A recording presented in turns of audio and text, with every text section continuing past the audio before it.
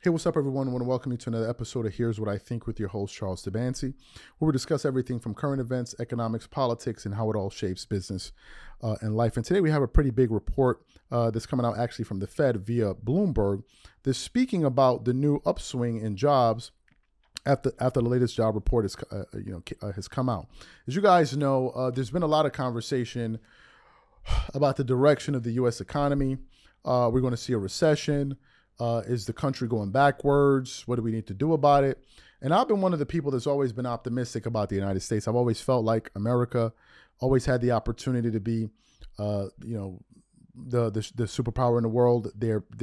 I believe is the best place to live in terms of job opportunities. If you have ideas that you want to see them grow, the United States is the place to be. If you look at some of the most interesting companies that are popping up out there, usually these companies are coming from the United States. So I'm very high on America. I'm not one of those people that feels like America's on a decline and all of that. Now, there's some people that feel that way. There's some people that have certain data that they want to point to. But one of the indicators to show that the economy is growing is by the jobs report. Obviously, you have other things like the stock market and various industries. Now, I think it's important to say that some industries may be doing better, others may be doing worse. But overall, I personally believe that America is heading in the right direction. So I want to read from a Bloomberg article that says the following. It says, Fed closes in on vindictions as job report crushes. It continues on. Where is team recession now? With new surprisingly good job numbers for September showing Fed Chair Jerome Powell and his colleagues on the cusp of sticking that soft landing. The U.S. unemployment rate, amid fears the central bank waited too long to cut rates, actually went down. U.S. job growth last month topped all estimates, and wages growth accelerated, reducing the odds the Fed will opt for another big interest rate cut in November. Indeed, combined with data earlier this week showing demand for workers is still healthy while terminations remain low, the payrolls report is likely to alleviate concerns that the labor market is deteriorating. The figures also showed fewer Americans were working part-time for economic reasons, and people who recently lost their jobs were able to find work elsewhere. The Fed has a better chance of getting this right and not being behind the curve, given this report, said Laura, a senior economist at Marco Policy Perspective. Apparently, there are new jobs that are being added to the economy. From what I heard, they added 250,000 new jobs to the U.S. economy. What does this mean? As I said earlier, I think this information can mean a lot to various people. If you're currently in an industry that you see downsizing, then this information may mean absolutely nothing to you. If you're in one of the industries that seems to be booming, then you'll probably be saying, man, this is fantastic news.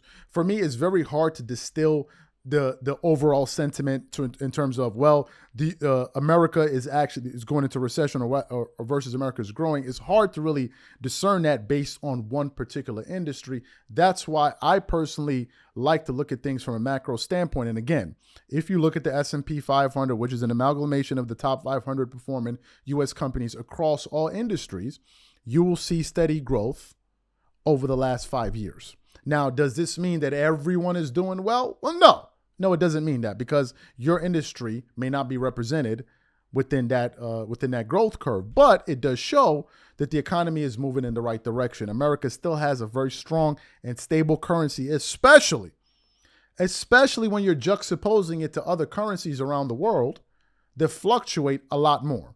Personally, as I said before, and I'm going to say it again, I am really high on the United States.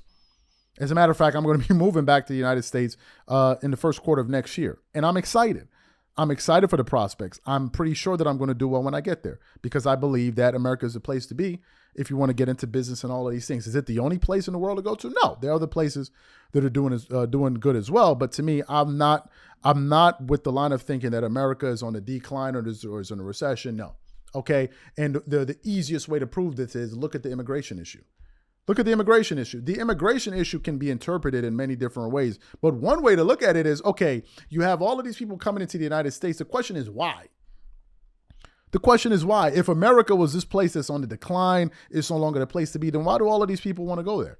It must say something about the United States. So I'm one of these people that has a positive outlook on the states, regardless of who's going to be in office.